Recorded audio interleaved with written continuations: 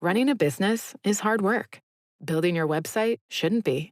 With Wix, you can express your ideas, give direction, then leave the heavy lifting to AI, from site creation to branded content and images. Have fun with the details. Customize what you want the way you want, and manage your whole business from a centralized dashboard with expert AI tools. Build, scale, and enjoy the incredible results. You can do it all yourself on Wix.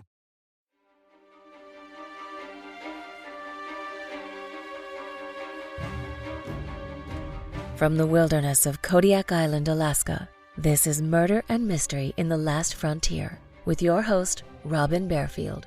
In a land full of peril and vicious animals, humans are the most dangerous predators of all.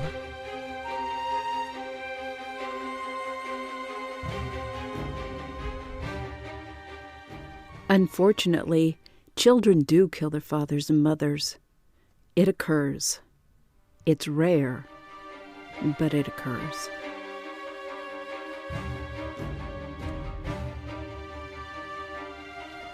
Welcome to Murder and Mystery in the Last Frontier.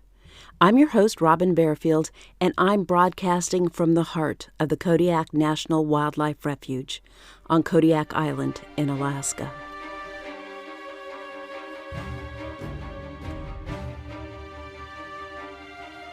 Most teenagers fight with their parents, and during a heated argument, some kids might even scream, "I hate you," at their mother or father.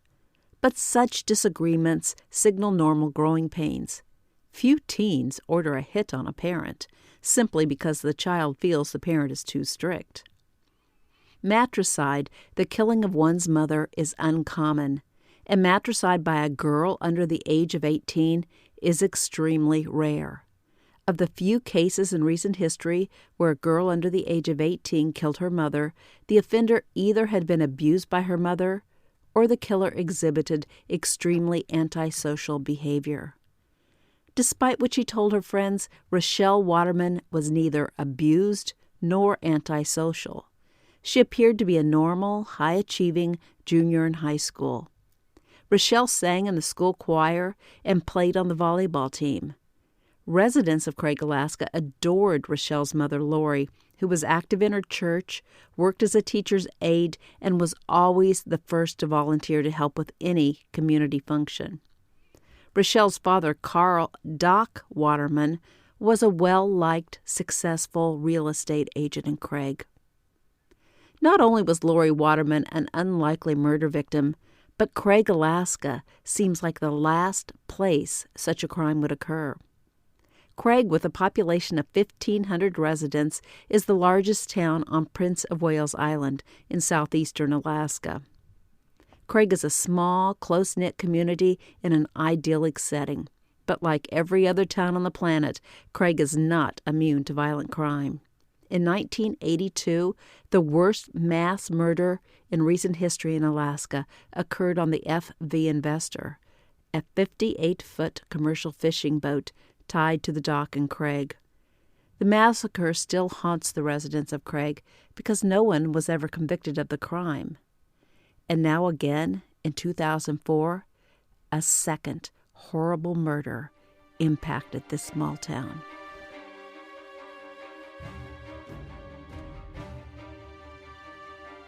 On Sunday, November 14, 2004, Alaska State Trooper Bob Klaus received a call from a deer hunter who had been hunting in a remote area of Prince of Wales Island.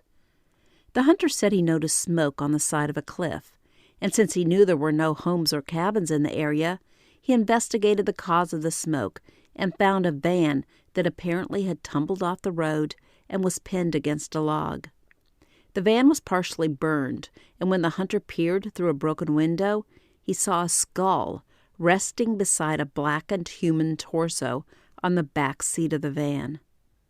The body was so badly burned, he couldn't tell if it was a man, woman, or child. When Trooper Klaus reached the van, he knew this was a murder scene. How else could you explain a charred corpse on the back seat of a vehicle? He immediately called his supervising lieutenant in Ketchikan and requested help with the investigation of a likely homicide. He needed a crime scene technician, a fire investigator, and a homicide investigator. These specialists would arrive the following morning, so in the meantime, Klaus and a wildlife trooper guarded the crime scene, and Klaus called the police in Craig and asked them to notify him if anyone on the island was reported missing. At 9:45 p.m., the Craig Police Department dispatcher called Klaus to inform him real estate broker Doc Waterman had just reported his 40-year-old wife Lori and her purple minivan missing. Lori wasn't home when Doc returned at 3:30 p.m. from a weekend business trip to Juneau, and his concern deepened with every passing hour Lori did not return. When she still wasn't home by night, he decided to call the police. The news stunned Klaus. Was Lori Waterman the burned corpse in the van? The Waterman and Klaus families were friends, and Waterman's daughter Rochelle and her older brother Jeffrey had attended elementary school with Klaus's two daughters. Klaus's wife was a school teacher in Craig. Lori Waterman worked as a teacher's aide, and Doc Waterman was the president of the school board. Klaus called Doc Waterman, and Doc explained he had been in Juneau for the weekend at a Girl Scout Council meeting, and Rochelle had spent the weekend in Anchorage at a volleyball tournament. Since Jeffrey was away at college, Lori had spent the weekend alone at their house. Doc said he tried to call his wife several times on Sunday, but she never answered the phone. He and Rochelle both returned to Craig at nearly the same time, and when they arrived home, Lori and her van were missing from their home. Since Doc didn't see Lori's purse where she usually kept it, he assumed she must be running errands and would be home soon. The previous night, Lori had volunteered to help with the Chamber of Commerce dinner, and Doc thought she now might be assisting with the cleanup from the event. In the kitchen of their house, Doc found an empty wine bottle on the counter, and since Lori rarely ever drank alcohol, he found the presence of the wine bottle curious. In the master bedroom, Doc noticed the bed was unmade, and Lori always made the bed first thing in the morning. In the bathroom, he found his wife's wedding ring set, and he said while she often took off her rings before going to bed, she always wore them when she left the house. Still, Doc wasn't too worried about his wife, and he believed when she returned home, she would be able to explain her unusual behavior. As the hours passed and she didn't return, though, his concern turned to fear and dread. Doc called friends and neighbors to ask about Lori, and they told him they had seen Lori on Saturday night at the Chamber of Commerce dinner, but no one remembered seeing her after she left the event. Trooper Klaus knew the corpse in the burned-out van must be Lori Waterman. There weren't many minivans on Prince of Wales Island, and no one else had been reported missing. But since neither the remains nor the van had been officially identified, Klaus refrained from telling Doc Waterman about the wreckage. As Klaus guarded the van while he waited for the other investigators to arrive, he wondered who would want to kill sweet Lori Waterman. In most investigations, the husband is the first suspect, but Doc Waterman had been 220 miles away in Juneau for the weekend. Lori's children were also both gone that weekend. Her son Jeffrey attended college in Washington State, and her daughter Rochelle had been at a volleyball tournament in Anchorage over the weekend. Who, on their sparsely populated island, would want to kill Lori Waterman?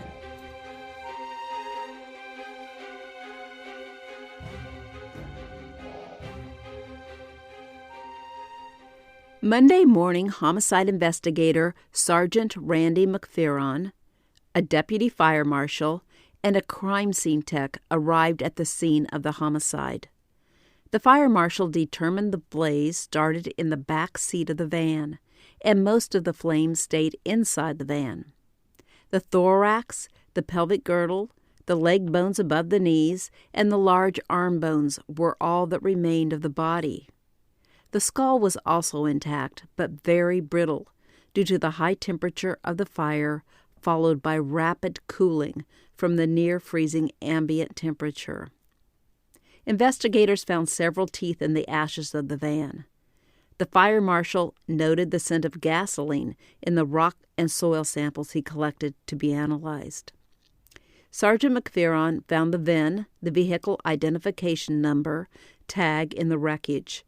Klaus called the DMV and confirmed the van was registered to Carl and Lori Waterman. Chief C. with the Craig Police Department volunteered to deliver the bad news to Doc Waterman. On the morning of Monday, November 15th, Rochelle Waterman went to school rather than stay home and worry about her missing mother. Rochelle was a good student and a talented singer and athlete. She was popular with her peers, but over the past year she had changed. She began wearing all black clothes and polished her nails black. She still spent time with her girlfriends at school, but over the past summer she'd taken a job at a computer store and started hanging out with a new circle of friends, including 2 men in their 20s. These friends shared an interest in video games and the fantasy role-playing game Dungeons and Dragons. Even after the computer store went out of business, Rochelle continued to spend time with the Dungeons and Dragons crowd.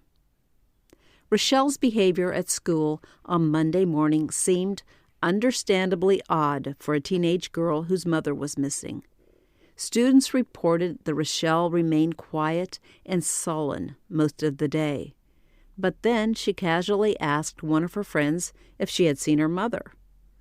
All the kids had heard about the burned-out van and knew the corpse found in the back was probably Rochelle's mother.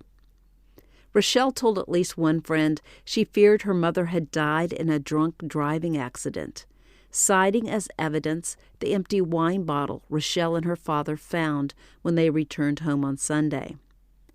When several friends gave her a sympathy card for the loss of her mother, Rochelle lost control. The secretary of the high school called Don Pierce, a friend and neighbor of the Watermans and a special education teacher. Don came to the office and told Rochelle he wanted to take her home, but Rochelle said she couldn't leave with him because her friend Jason Arant was coming to the school to be with her. Pierce knew Jason Arant was one of Rochelle's friends from the computer store. Jason was a heavy-set man in his mid-20s who worked as a janitor at the school in Clawalk, another town on the island. Jason had a reputation as a washout who still lived with his parents and spent his time playing video games. And Pierce knew Lori Waterman was not happy when Rochelle started spending time with Jason. When Jason arrived at the school, he told Pierce he would take care of Rochelle, but Pierce said Police Chief C. wanted to talk to Rochelle and her father at home, and he would drive her to her house.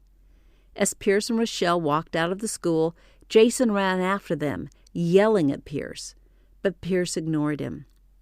Jason followed Pierce and Rochelle to the Waterman home and tried to follow Rochelle into the house.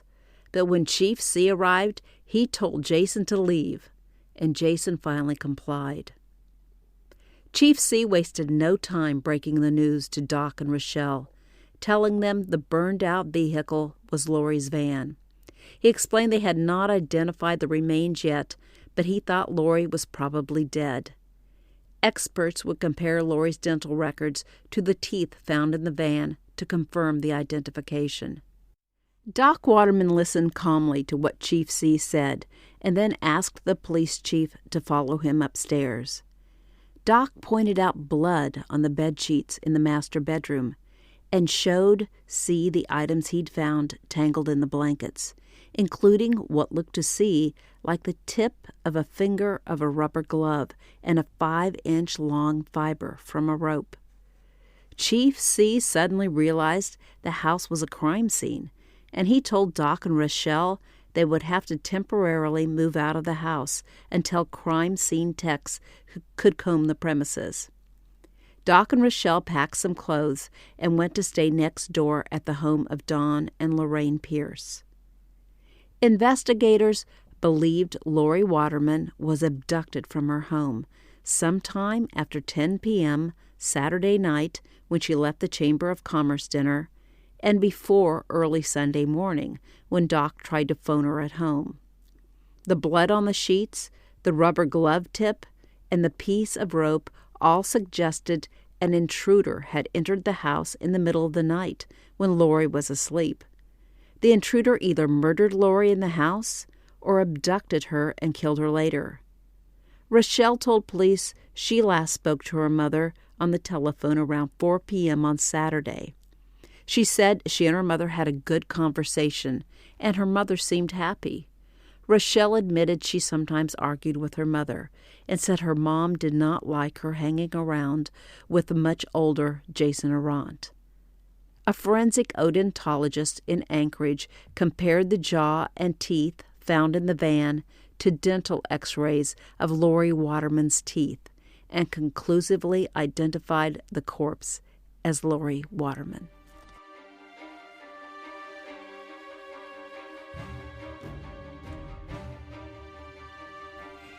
Let me take a short break. I would like to give a shout out to the members of the Last Frontier Club. Thank you for supporting this podcast. If you would like to join the Last Frontier Club and unlock extra episodes of this podcast, you can follow the link in the show notes or search for the Last Frontier Club on Patreon. Thank you to all my listeners. I appreciate you.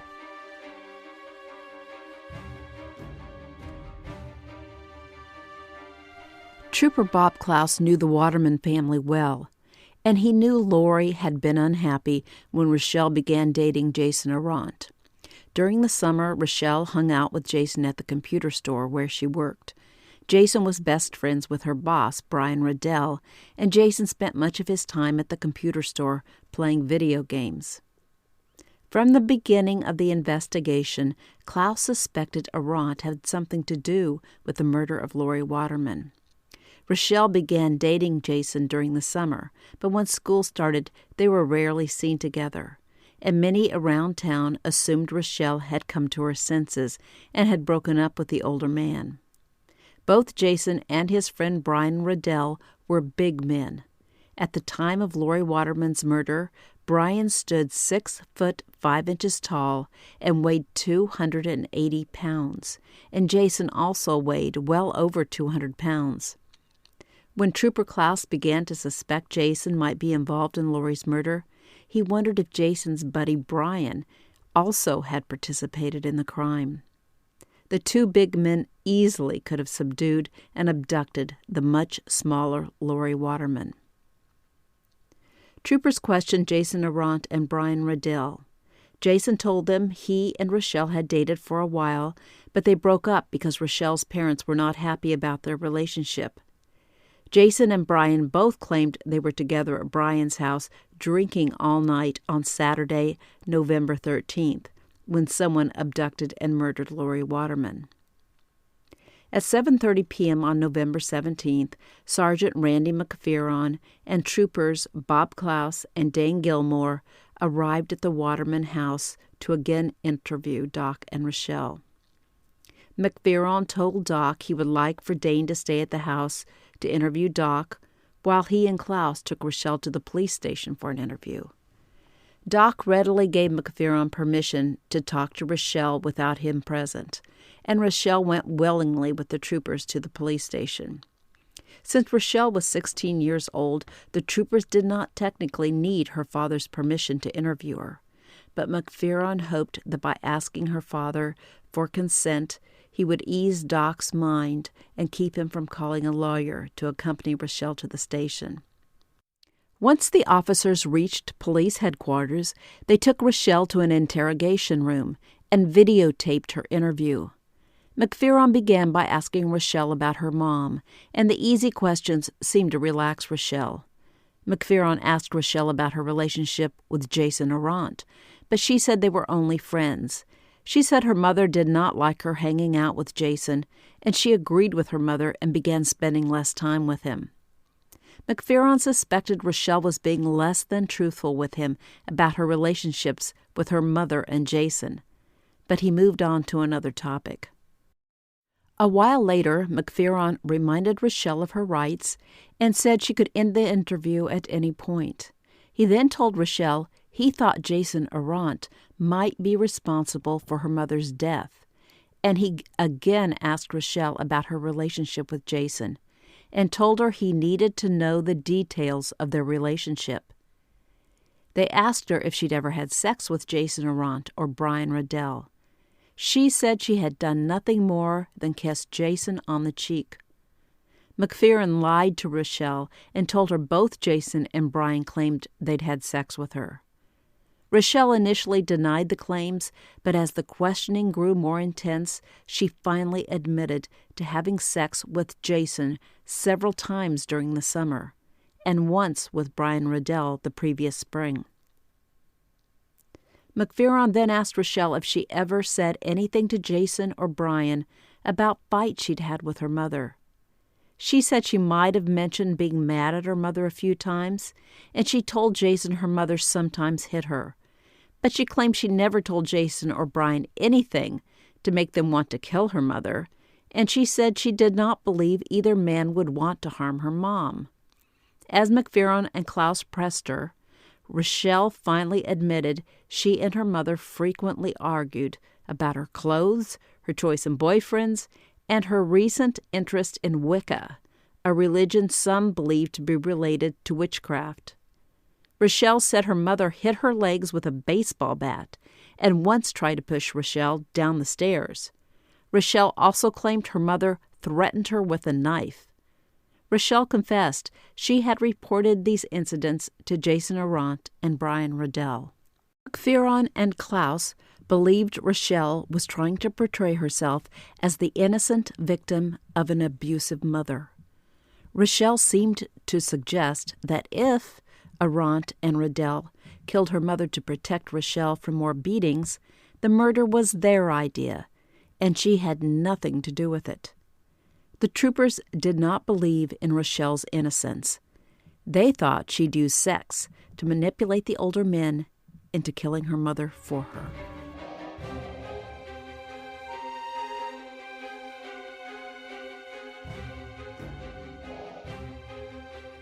The troopers interviewed Rochelle's other friends, including past boyfriends. Some said Rochelle also told them her mother abused her, but none believed Rochelle's claims and said Rochelle was prone to exaggeration. Doc Waterman flatly denied Lori had abused Rochelle. He said they sometimes argued, but Lori never got physical. The murder of Lori Waterman made national news when reporters discovered Rochelle had been blogging about her life for the past 2 years. In 2004, blogging was in its infancy, and although teenagers around the world embraced the idea of writing an online journal to share their thoughts, habits, and lives with total strangers, most parents remained unaware of what their children did on their computers. The Waterman case and Rochelle's blog alerted the media, and this small-town murder case spawned waves which rippled far beyond the shores of Prince of Wales Island. Rochelle Waterman loved to blog and didn't censor her feelings about her family or her town. She titled her blog My Crappy Life and referred to Craig as Hell, Alaska. She candidly discussed sex, used profanity, described arguments with her parents, and her disdain for her community. Her last entry in the blog on Wednesday, November 18, 2004, shocked not only Craig, Alaska, but the entire country, and caused many residents in Craig to suspect Rochelle had ordered her mother's murder. Rochelle wrote, "Just to let everyone know, my mother was murdered.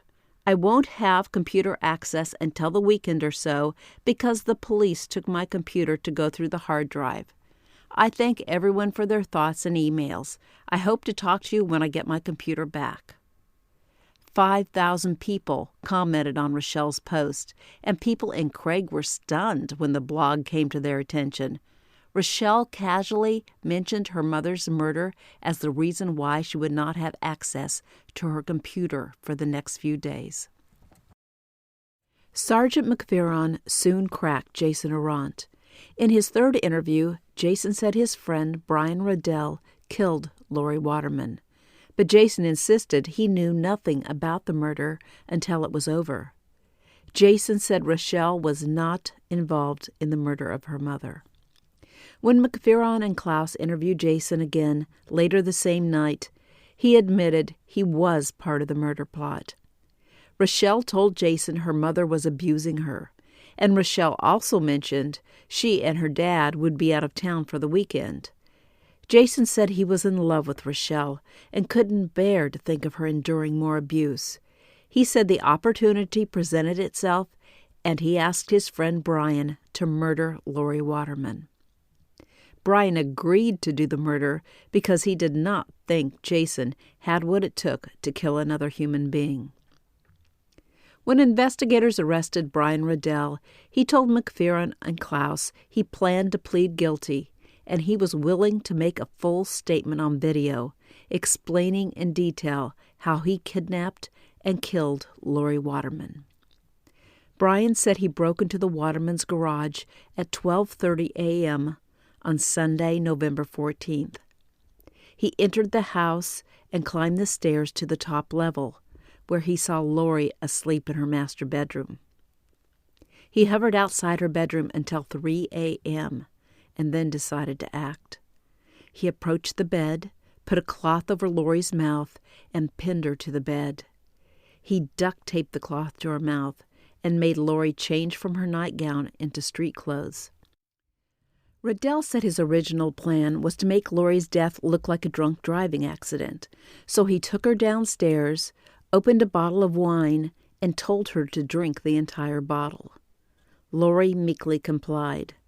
He then took the keys to Lori's minivan from her purse and told her to lie on the back seat of the van. He bound her legs and feet so she couldn't move and then drove for an hour to a secluded area of the island. He took Lori out of the van and set her down on the gravel on her knees. He hoped to break her neck, put her back in the van, and set the van over the edge of the cliff, making it look as if she broke her neck in the crash. He said he tried to break her neck with his bare hands, but although he heard a crack, she was still breathing. Next, he pummeled her neck with a flashlight, but still she did not die. So he covered her mouth with the cloth and pinched her nose until she stopped breathing. Brian said during the assault, Lori never resisted or screamed. She just kept repeating the words, "Can I ask you a question?" Brian asked her what the question was, but she just repeated, "Can I ask you a question?" Once she was dead, Brian put Lori back in the vehicle and drove the minivan to the edge of a cliff, doused Lori in the vehicle with gasoline, and set it on fire. The minivan slid partially down the embankment. Brian said Jason was not with him until at the very end when he set the van on fire. He claimed Jason took no part in the murder and said Rochelle was unaware of the murder plan. McPheron and Klaus did not believe Brian Riddell when he said Jason and Rochelle were not involved in the murder. They thought Brian was trying to protect his friends. McPheron and Klaus interviewed Jason again and convinced him Rochelle had lied to him about being abused. McPheron told Jason he believed Rochelle asked him to kill her mother, and he enlisted Brian Riddell's help. Jason finally caved and admitted Rochelle told him she wanted her mother dead. He said she called him before she left for Anchorage to go to the volleyball tournament and asked Jason if he and Brian were all set. She called Jason again when she arrived home and found her mother missing, and he said he told her it was done. Jason told McPheron and Klaus that he and Brian tried to kill Lori one other time. Their plan then had been to gun down Lori after she dropped off Rochelle for volleyball practice. But when Brian experienced problems with his gun, they were forced to abort the plan. After the plan failed, Jason said he emailed Rochelle and told her they had to cancel the hunting trip, but promised they would try again. Jason confessed he lied when he claimed he met up with Brian after Lori was dead. He now said he joined Brian when Lori was still bound in the back of the van. Jason repeated Brian's sickening story of Lori's murder. And Jason said at one point he told Lori she would never hurt Rochelle again.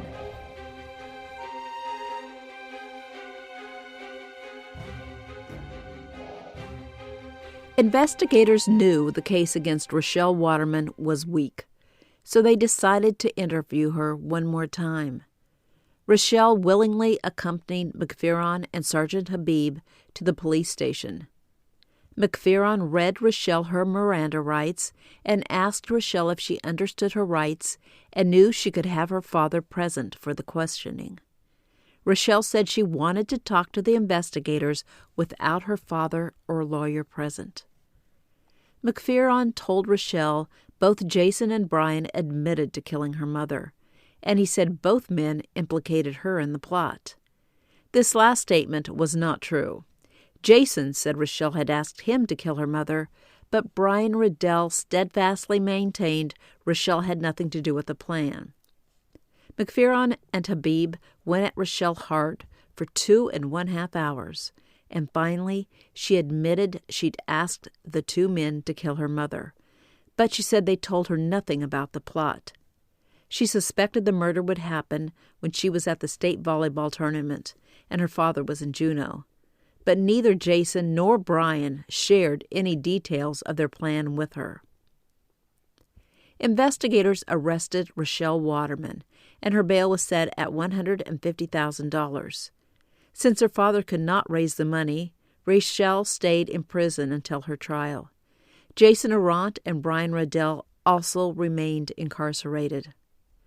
On Wednesday, June 8, 2005, Brian Riddell pleaded guilty to first-degree murder. He was sentenced to a maximum of 99 years in prison, but with time off for good behavior, he could be released in 33 years. Jason also pleaded guilty to first-degree murder, but since he did not commit the actual murder of Lori Waterman, his sentence was capped at 50 years, making him eligible for parole in 16 years. Due to the notoriety of the Lori Waterman case, the judge decided a fair trial for Rochelle could not be held in either Craig or nearby Ketchikan, and the trial was moved to Juneau. Jury selection began on Monday, January 23, 2006. Both Brian Riddell and Jason Arant testified at Rochelle's trial. Brian stated Jason asked him to kill Lori, and while Brian acknowledged Rochelle often complained about her mother abusing her, he stated she never asked him to kill her mother. Jason testified Rochelle told him she wanted her mother dead, and he said the two of them talked about various murder plots. He said when she knew she would be in Anchorage and her father would be in Juneau for the weekend, she called Jason and told him it would be a good weekend to carry out the plan. When Rochelle called Jason after she returned home from Anchorage and found her mother and the minivan missing, Jason said Rochelle was disappointed to hear they destroyed the minivan, because now she would not be able to inherit it. Jason said he asked Rochelle to wipe down the hand railing on the stairs and the doorknobs in her house in case Brian missed anything, and Rochelle agreed to do it. Rochelle's defense attorney hammered McPheron for his tough interrogation of a 16-year-old girl, and then a psychologist hired by the defense testified Rochelle was immature for her age and did not fully understand her Miranda rights. The psychologist said McPheron intimidated Rochelle, and she was afraid to ask for her father. This characterization of Rochelle as a naive child did not match the smart-mouthed, intelligent, self-assured young woman McPheron remembered questioning. Rochelle's attorney portrayed her as a normal teenager who complained to her friends about her mom. In his closing statement, her attorney stated Rochelle loved her mother and did not want her dead. He maintained the real villain was Jason Arant. He said Jason was angry because Lori Waterman did not want her daughter to date him, so Jason convinced his friend Brian to murder Lori. Rochelle Waterman chose not to testify. On Tuesday, February 14, 2006, the jury in the Rochelle Waterman case sent a note to the judge saying they could not reach a unanimous verdict, and the judge was forced to declare a mistrial. 10 jurors believed Rochelle was not guilty, while 2 believed she was guilty. Rochelle was released on reduced bail. On January 24, 2011, Rochelle Waterman was retried for the murder of her mother. In the intervening years, she had attended college in Florida, as far away from Craig, the town she once dubbed Hell, Alaska, as she could get. The second trial took place in Anchorage. This time, the jury returned a unanimous verdict. Rochelle was acquitted of murder, but found guilty of criminally negligent homicide. The jury determined Rochelle was so negligent and had deviated so far from what a reasonable person would have done, she caused her mother's murder. Rochelle was sentenced to 3 years in prison and is now a free woman.